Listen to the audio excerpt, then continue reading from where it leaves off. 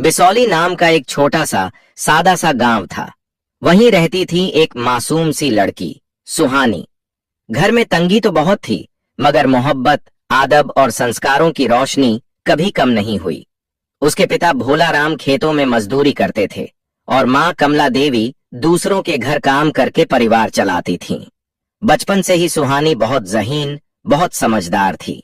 उसकी आंखों में सपनों का पूरा आसमान बसता था। लेकिन घर वालों का यह ख्याल था कि लड़की को ज्यादा पढ़ाकर क्या हासिल होगा। इसी सोच में जब सुहानी सिर्फ 15 साल की थी, उसका रिश्ता एक दूर के रिश्तेदार के बेटे जगदीश से कर दिया गया। शादी तो हो गई, लेकिन उम्र कम होने की वजह से सुहानी मायके में ही रही। उसे कहा गया कि 18 साल की होते ही तुम्हें ससुराल भेज देंगे। यह सुनकर उसके दिल के सारे सपने जैसे बिखर गए। वह स्कूल जाती, अच्छे नंबर लाती, मगर दिल में एक अजीब सा डर बस जाता कि 18 साल के बाद उसकी दुनिया बदल जाएगी और शायद उसकी पढ़ाई भी वहीं खत्म हो जाएगी। सुहानी दिलो जान से पढ़ाई से मोहब्बत करती थी। उसका ख्वाब था कि एक दिन वह बड़ी अफसर बने, पुलिस की वर्दी पहने, गाड़ी पर डीएसपी लिखा हो और लोग उसे सलाम करें। समय गुजरता गया। शादी हुई थी, लेकिन जगदीश से कोई गहरा रिश्ता नहीं बन पाया था। फिर भी 17 साल की उम्र में उसने हिम्मत करके पहली बार उससे कहा, क्या मैं आगे पढ़ सकती हूँ? पढ़ाई मेरी जान है, मैं कुछ बनना चाहती हूँ। जगदीश ने उस वक्त बस यूं ही हामी भर दी, सोचकर कि अब भी मना करेंगे तो लोग बातें बनाएंगे। सुहानी को लगा शायद अब उसकी जिंदगी में कोई नई सुबह आएगी। लेकिन जैसे ही वह 18 साल की हुई, उसे ससुराल भेज दिया गया। ससुराल बड़ा घर था, बड़ा खानदान था और उससे भी बड़ी थीं जिम्मेदारियां। सुबह आंख खुलते ही काम का ऐसा ढेर सामने होता कि सुहानी खुद के बारे में सोच भी नहीं पाती थी। सास सख्त मिजाज की थीं, घर में अनुशासन चाहिए। ससुर पुराने ख्यालात वाले, बहू घर संभाले, यही काफी है। जगदीश एक सरकारी स्कूल में चपरासी था। शादी से पहले उसने वादा किया था कि वह सुहानी को पढ़ने देगा, मगर ससुराल का माहौल आते ही यह बात धुंधली पड़ने लगी। कुछ महीने गुजरे, सुहानी ने हिम्मत जुटाई और फिर कहा, मैं पढ़ाई जारी रखना चाहती हूँ, क्या मैं आगे पढ़ सकती हूँ? जगदीश ने चौंक कर देखा, अब कैसी पढ़ाई, घर का काम देखो, हमारे घर में कोई लड़की इतना नहीं पढ़ती, तुम्हें भी नहीं पढ़ना है। उसकी यह बात सुहानी के दिल पर जैसे भारी चोट बनकर बैठ गई, लेकिन उसने उम्मीद नहीं छोड़ी। वह सोचती रही, शायद एक दिन जगदीश समझ जाएगा। मगर वक्त के साथ जगदीश का स्वभाव और भी कड़क होता गया। छोटी छोटी बातों पर नाराज हो जाना, ऊंची आवाज में बोलना, सब आम हो गया। एक रात बहुत हिम्मत करके सुहानी ने फिर कहा, जगदीश, मैं बस थोड़ी सी पढ़ाई करना चाहती हूँ, घर का काम भी करूंगी, पढ़ाई भी, बस इजाजत दे दो। जगदीश ने बात सुनते ही आंखें तरेरी और तुनक कर बोला, तुम्हें कितनी दफा समझाना पड़ेगा? मैंने कह दिया ना, आगे पढ़ाई की कोई जरूरत नहीं, दोबारा ये बात जुबान पर मत लाना। धीरे धीरे यही गुस्सा रोज का मामला बन गया। छोटी सी बात भी बहस में बदल जाती और बहस झगड़े में। सुहानी की हालत देखकर कभी कभार सास ससुर भी बीच में बोलते, मगर उनकी सोच भी वही पुरानी थी, लड़की का काम तो घर संभालना ही है। अब सुहानी के चेहरे की चमक कम होने लगी थी। पहले जैसा जोश नहीं बचा था, मगर दिल के किसी कोने में उसका सपना अभी भी जिंदा था, टिमटिमाती हुई लौ की तरह। वह चुप रहती, पर अंदर से टूटती जा रही थी। उसे लगता मानो उसकी जिंदगी धीरे धीरे उसकी मुट्ठी से फिसल रही हो। एक दिन बड़ी बहस के बाद जगदीश ने पहली बार उस पर हाथ उठा दिया। सुहानी के दिल में जैसे हजारों शीशे टूट गए। यही वो शख्स था जिसने कभी वादा किया था कि वो उसे आगे बढ़ने देगा, और आज वही उसके रास्ते की सबसे बड़ी दीवार बन गया था। दिन बीतते गए और हालात और बदतर होते गए। जगदीश रोज खेत से लौटकर किसी भी छोटी बात पर चिल्ला उठता। गुस्सा अब उसका स्वभाव बन गया था। सुहानी हर बार चुप रहती, क्योंकि उसे महसूस होने लगा था कि हर झगड़ा उसके सपनों से एक कदम और दूर कर देता है।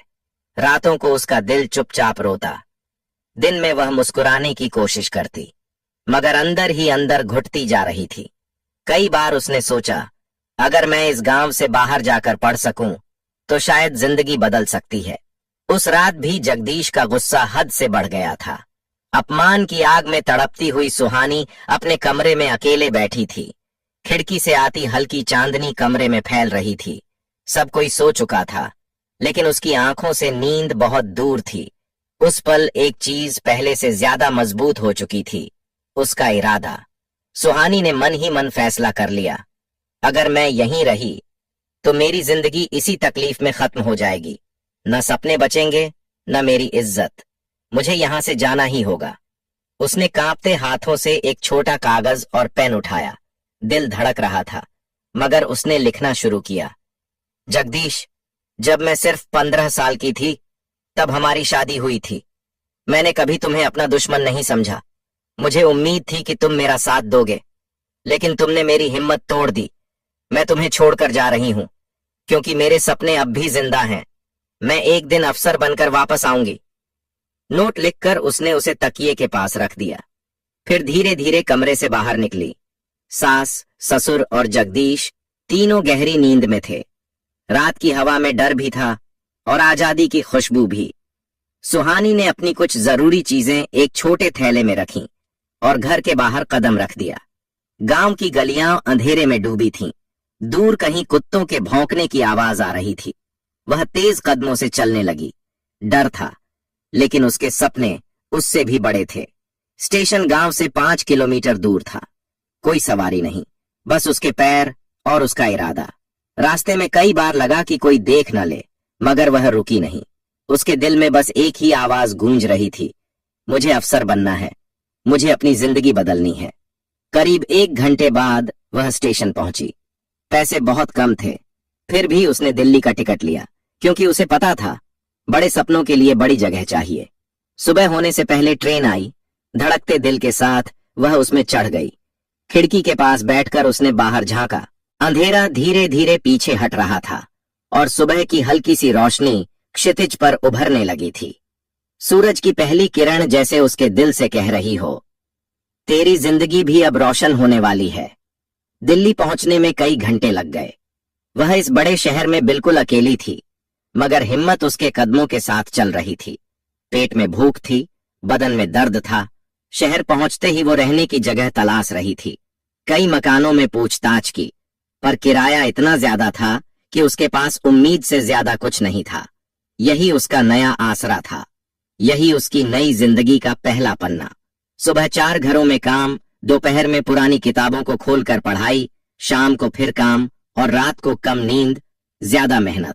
कई बार थकान से शरीर टूटने लगता, लेकिन उसकी आंखों में एक ही सपना चमकता था, अफसर बनना। उसे मालूम था कि यूपीएससी का रास्ता आसान नहीं, मगर आसान रास्ता उसे चाहिए भी नहीं था। धीरे धीरे उसने पढ़ाई पकड़नी शुरू की। कुछ नए दोस्त मिले, कुछ हिम्मत देने वाले लोग मिले। एक दिन उसने कांपते हाथों से यूपीएससी का पहला फॉर्म भरा। दिल्ली की जिंदगी बेहद मुश्किल थी। सुबह 4 बजे उठकर काम शुरू, झाड़ू पोछा, बर्तन, बुजुर्गों की सेवा, सब कुछ वक्त पर। इन कामों से जो 10,000 रुपए आते थे, उसी से खाना और पढ़ाई सब चलता था। शाम तक उसका शरीर थककर चूर हो जाता, लेकिन जैसे ही वह अपने छोटे से कमरे में कदम रखती, उसी वक्त अंदर एक नई ऊर्जा बहने लगती। एक कमरा, एक बल्ब, एक कुर्सी और पुरानी मेज, बस इन्हीं चीजों के सहारे वह देर रात तक पढ़ती रहती। कोचिंग के पैसे नहीं थे तो उसने पुरानी किताबें खरीदी। लाइब्रेरी में बैठकर दिन भर पढ़ाई करती। कई बार भूख सताती, वह बस पानी पीकर खुद को संभाल लेती। कई बार नींद आंखें बंद कर देती, वह चेहरा धोकर फिर बैठ जाती। धीरे धीरे उसे समझ आया, यूपीएससी सिर्फ किताबों की परीक्षा नहीं, यह सब्र, मेहनत और हिम्मत की भी परीक्षा है। पहली बार उसने परीक्षा दी। एग्जाम सेंटर में वह बहुत घबराई हुई थी। हॉल में बैठे लड़के लड़कियां सब पढ़े लिखे, आत्मविश्वास से भरे हुए। एक पल को उसके दिल में आया, क्या मैं इन सबके सामने टिक पाऊंगी? मगर अगले ही पल उसने खुद से कहा, जिसने इतना सफर अकेले तय किया है, वह ये पेपर भी दे सकती है। उसने पूरे दिल से परीक्षा दी, लेकिन जब रिजल्ट आया, वह प्रीलिम्स में रह गई। उसका नाम सूची में नहीं था। उसकी उंगलियां कांपने लगीं, पैर जैसे सुन्न हो गए। कमरे का बल्ब बुझा हुआ था और उसके अंदर भी अंधेरा उतरने लगा था। उस रात वह बहुत रोई। छोटी छोटी सिसकियों में उसका दर्द बहता रहा। उसे लगा जिंदगी फिर से उसके साथ खेल रही है। माता पिता का चेहरा याद आया, ससुराल की बातें याद आईं, जगदीश की मार, अपमान, सब कुछ। एक पल को लगा शायद सब खत्म हो गया है। तभी उसके कमरे का दरवाजा खटखटाया गया। बाहर उसकी पड़ोस की लड़की पूजा खड़ी थी, जो खुद 4 साल से यूपीएसएससी की तैयारी कर रही थी। उसने सुहानी की हालत देखी और धीरे से कहा, सुहानी, हार मत मानो। पहली कोशिश में चयन होना बहुत मुश्किल होता है। तुमने 1 साल में जितना किया है उतना कोई आसान रास्ता चुनने वाला नहीं कर पाता। तुम्हारी मेहनत कहीं खो नहीं रही, बस एक बार और कोशिश करो। पूजा की बात उसके दिल में एक चिंगारी की तरह उतर गई। पूजा ये कहकर चली गई। सुहानी ने आंसू पोंछे और खुद से बोली, मैंने अपनी जिंदगी बदली है, तो भला एक इम्तिहान मेरी जीत कैसे छीन सकता है। अगले ही दिन वह फिर लाइब्रेरी पहुंची, फिर वही पुरानी किताबें, फिर वही मेहनत का सफर, मगर इस बार पहले से ज्यादा जुनून के साथ।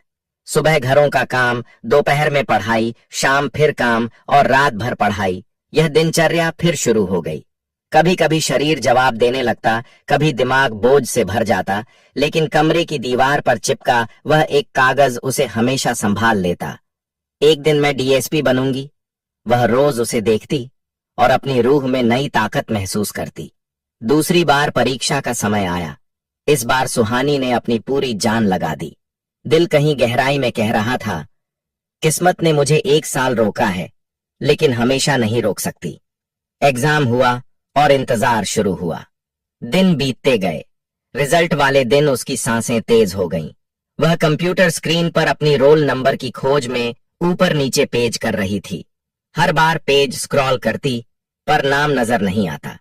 एक पल उसने हल्की सी आंखें बंद कीं और फिर दोबारा देखा। इस बार उसका नाम सूची में था। पहले तो यकीन ही नहीं हुआ। उसने पूजा को बुलाया, देखो मेरा नाम है क्या। पूजा ने स्क्रीन देखी और खुशी से उछल पड़ी, सुहानी, तुम पास हो गई, तुमने कर दिखाया। इस बार सुहानी की आंखों से जो आंसू निकले वो दर्द के नहीं, कामयाबी के थे। उसकी मेहनत आखिरकार रंग लाई थी। कुछ दिनों बाद फाइनल रैंक आई और सुहानी को बेहतरीन नंबरों के साथ डीएसपी का पद मिला। सरकारी गाड़ी, सरकारी मकान, वर्दी, सब अब उसके नाम था। जब उसने पहली बार अपनी पुलिस की वर्दी पहनी, आईने के सामने खड़ी होकर देर तक खुद को देखती रही। वर्दी में उसका चेहरा एक अलग ही रोशनी से चमक रहा था। उसकी आंखों में वह गर्व था जो सिर्फ उन लोगों को मिलता है जो अंधेरों से लड़कर रोशनी तक पहुंचते हैं। उसे अचानक याद आया, वही लड़की जो कभी अंधेरी रात में घर छोड़कर भागी थी, आज लोगों की सुरक्षा की जिम्मेदारी संभालने जा रही थी। उसने आसमान की तरफ देखा और धीरे से कहा, शुक्रिया भगवान, मेरी मेहनत को मंजिल मिल गई। डीएसपी बनने के बाद उसकी जिंदगी पूरी तरह बदल चुकी थी। अब गाड़ी भी थी, वर्दी भी, सम्मान भी और समाज में एक अलग पहचान भी। लोग दूर से सलाम करते, हर जगह उसका मान बढ़ चुका था।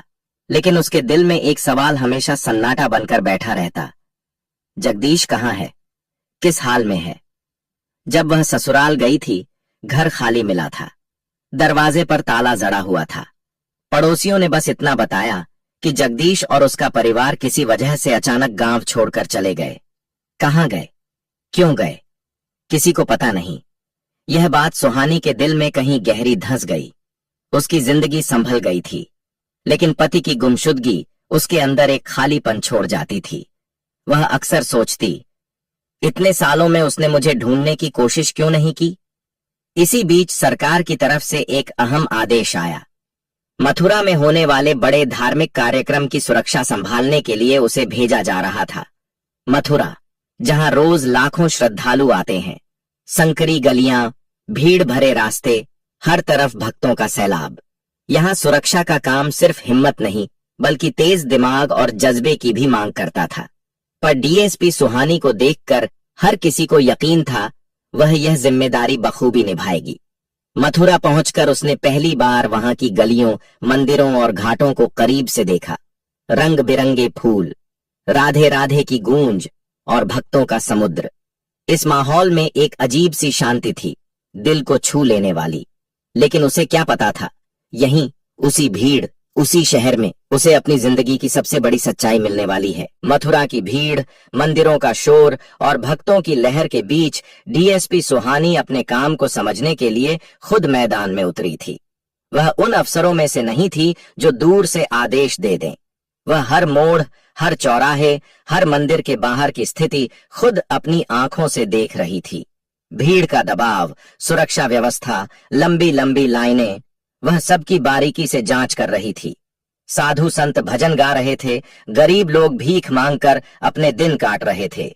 इसी भीड़ में उसकी नजर एक आदमी पर पड़ी। बहुत दुबला पतला, फटे पुराने कपड़े, वह सड़क किनारे बैठकर भीख मांग रहा था। पहले तो सुहानी ने ध्यान नहीं दिया क्योंकि ऐसे लोग वहां बहुत थे, लेकिन जैसे ही वह उसके पास से गुजरी, वह आदमी कांपते हुए हाथ आगे बढ़ाकर बोला, माता जी, कुछ दान दे दीजिए। उसकी आवाज टूटी हुई, कमजोर और भरी हुई थी, लेकिन सुहानी के कानों में यह आवाज एक अजीब सी चुभन बनकर उतर गई, जैसे यह आवाज उसने कहीं सुनी हो। बहुत गहराई में वह रुकी, धीरे धीरे उसकी तरफ मुड़ी। चेहरा पहचान में नहीं आ रहा था, लेकिन फिर उसकी नजर उस आदमी पर गई। सुहानी का दिल जैसे अचानक रुक गया, उसके कदम ठिठक गए, उसकी सांसों की आवाज तेज हो गई। उसने झुककर आदमी के चेहरे को गौर से देखा। गंदगी, धूल और लंबी दाढ़ी के पीछे वही कमजोर, टूटी हुई आंखें, और उसी पल उसने पहचान लिया, ये कोई और नहीं बल्कि उसका पति जगदीश था। दुनिया जैसे एक पल को थम गई। सुहानी पूरी तरह स्तब्ध खड़ी रह गई। यह वही आदमी था जिसने कभी उसे सपने पूरे करने से रोका था, जिसके गुस्से ने उसकी आत्मा को तोड़ दिया था, जिसके अपमान ने उसे घर छोड़ने पर मजबूर कर दिया था। और आज वही आदमी मथुरा की सड़कों पर भीख मांग रहा था। जगदीश की नजर भी डीएसपी की वर्दी वाली सुहानी पर पड़ी। पहले वह समझ ही नहीं पाया, फिर अचानक उसकी आंखें चौड़ी हो गईं। वह कांपते हुए बोला, सुहानी, ये सच है? उसकी आवाज टूट रही थी। आंखों में शर्म, डर, पछतावा, सब कुछ एक साथ घुला हुआ था। सुहानी अंदर से बिखर गई, लेकिन उसने खुद को संभाल लिया। उसकी टीम को लगा कि यह कोई पागल आदमी है। वे उसे हटाने लगे। सुहानी ने तुरंत कहा, रुको, इन्हें मत छुओ, ये मेरे पति हैं। पुलिसकर्मी दंग रह गए। इतनी बड़ी अफसर के पति को इस हालत में देखकर वे कुछ बोल ही नहीं पाए। सुहानी उसके पास गई और धीमी आवाज में पूछा, ये क्या हाल बना लिया है तुमने? जगदीश की आंखों से आंसू बहने लगे। वह जमीन की तरफ देखते हुए बोला, मेरी गलतियों ने, मेरे गुस्से ने, मेरे अहंकार ने सब कुछ खत्म कर दिया। मैं तुम्हें ढूंढता रहा, पर कभी तुम्हें पा नहीं सका। मैंने सब खो दिया। सुहानी, सब। सुहानी चुप रही। उसके मन में तूफान मचल रहा था। वह आदमी जो कभी उसका दर्द था, आज उसके सामने टूटा हुआ इंसान बनकर बैठा था। उसके कपड़े मैले थे, शरीर कमजोर था, चेहरा पछतावे से भरा हुआ। उसके सामने जगदीश नहीं, एक टूटी हुई रूह बैठी थी। कुछ देर की खामोशी में पुराने घाव भी उभरे, पुराने दर्द भी, लेकिन साथ ही इंसानियत की एक नरम चिंगारी भी जाग उठी। उसने सोचा था, अगर कभी यह आदमी उसके सामने आया तो शायद वह सिर्फ गुस्सा करेगी, लेकिन आज जब उसने उसे इस हालत में देखा तो उसके दिल में गुस्से से ज्यादा दया उमड़ आई। जगदीश ने कांपती आवाज में कहा, सुहानी, तुम्हें देखकर मुझे एहसास हुआ, भगवान ने मुझे मेरी हर गलती का फल दे दिया है। जगदीश की आवाज भर्रा गई। तुम आगे बढ़ गई और मैं यहां सड़क पर गिर गया। इतना कहते ही वह फूट फूट कर रो पड़ा। आंसू उसके चेहरे की गंदगी के साथ मिलकर बह रहे थे। वह अपनी हथेलियों से चेहरा ढककर बोला, जो कुछ तुमने सहा वह सब मेरी वजह से था। मैंने तुम्हें रोका, तुम्हारे सपनों को तोड़ा, हमेशा गलत साबित किया। अगर मैं तुम्हारा साथ देता तो शायद मेरी जिंदगी भी ऐसे बर्बाद न होती। मैंने अपने हाथों से सब नष्ट कर दिया, सब। सुहानी ने गहरी सांस ली। वह उसके पास नीचे बैठ गई ताकि लोग उसे डर या शर्म की नजर से न देखें। धीरे से उसने पूछा, घर पर क्या हुआ था? तुम अचानक कहां गायब हो गए? जगदीश ने चोरी चोरी उसकी तरफ देखा। उसकी आंखें फट चुकी थीं, आवाज थरथरा रही थी। तुम्हारे जाने के कुछ महीनों बाद एक बड़ा हादसा हो गया। मेरे माँ बाप दोनों मर गए। मैं बिल्कुल अकेला पड़ गया। वह बोलते बोलते रुक गया, गला जैसे जाम हो गया था। कुछ पल बाद उसने खुद को संभाला। मैं अंदर से टूट चुका था। गुस्सा मेरे स्वभाव का हिस्सा बन गया था। मैं गलत लोगों में पड़ गया। नशे की लत लग गई, घर बिक गया, जमीन चली गई, आखिरी कमाई भी शराब में डुबा दी। आखिर में मेरे पास न घर था, न पैसा, न कोई अपना, बस अकेलापन और बर्बादी थी। सुहानी की आंखें भर आईं। उसने कभी सोचा भी नहीं था कि वह आदमी जिसने कभी उसे दबाया था आज खुद ऐसी जिंदगी जी रहा होगा। दुनिया में बहुत लोग गलतियां करते हैं, लेकिन बहुत कम लोग अपनी गलती स्वीकार करते हैं। सुहानी ने नरम आवाज में कहा, जगदीश, हाँ, तुमने गलतियां की, लेकिन इंसान गलतियां करता है। अगर तुम सच में बदलना चाहते हो तो जिंदगी तुम्हें एक और मौका जरूर देगी। जगदीश ने कांपती आवाज में पूछा, क्या तुम मुझे इस हालत से निकालने में मदद करोगी? मुझे पता है मैं तुम्हारे लायक नहीं हूं, लेकिन मैं फिर से जीना चाहता हूं। तुम्हें देखकर हिम्मत मिल रही है। सुहानी ने उसके कंधे पर हाथ रखा। मैं तुम्हें अपने घर वापस नहीं बुला रही, ना ही मैं सब कुछ तुरंत भूल सकती हूं, लेकिन मैं तुम्हें उठने में जरूर मदद करूंगी। बदलने का फैसला तुम्हें लेना है, रास्ता मैं दिखाऊंगी। जगदीश फिर रो पड़ा, हाथ जोड़कर बोला, मैं बदल जाऊंगा सुहानी, बस एक बार सहारा दे दो, मैं खुद को साबित कर दूंगा। उस पल मथुरा की हवा जैसे थम गई। दूर मंदिरों में मंगला आरती की घंटियां बज रही थीं। माहौल में एक अजीब सी पवित्रता थी, मानो भगवान खुद इस पल को देख रहे हों। सुहानी ने तुरंत अपनी टीम को आदेश दिए, इन्हें साफ सफाई कराओ, खाना खिलाओ और डॉक्टर को दिखाओ। कुछ ही घंटों में उसका चेहरा धुल गया। लंबी दाढ़ी काट दी गई, बाल ठीक कर दिए गए, कपड़े बदल दिए गए। वह पहले जैसा तो नहीं लगा, लेकिन अब कम से कम एक इंसान की तरह दिखने लगा। सुहानी उसे पास के हॉस्पिटल ले गई, जहां लोग नशे की गिरफ्त से बाहर निकलकर अपनी जिंदगी दोबारा शुरू करते थे। डॉक्टर ने कहा, मैडम, हम इनका पूरा इलाज करेंगे, समय लगेगा, लेकिन यहाँ इन्हें अच्छा माहौल मिलेगा। जगदीश डरते हुए बोला, तुम मुझे छोड़कर चली तो नहीं जाओगी? सुहानी हल्का सा मुस्कुराई, नहीं, मैं तुम्हें छोड़कर नहीं जाऊंगी, लेकिन मैं तुम्हें उस जिंदगी में भी वापस नहीं ले जाऊंगी जहां से मैं भागकर आई थी। तुम्हें पहले खुद को सुधारना होगा। जब तुम अपनी जिंदगी संभाल लोगे, तब हम दुनिया को बताएंगे कि गलती करने वाला इंसान भी अगर सच्चे दिल से पछता ले तो जिंदगी उसे दूसरा मौका देती है। जगदीश पूरी तरह ठीक हो गया। लत छुड़ गई, शरीर संभल गया, चेहरा फिर से इंसानियत की रोशनी से भर गया। और यहीं यह कहानी खत्म होती है। लेकिन सुहानी की ताकत, जगदीश का पछतावा और जिंदगी का दिया हुआ दूसरा मौका लोगों के दिलों में हमेशा जिंदा रहेगा।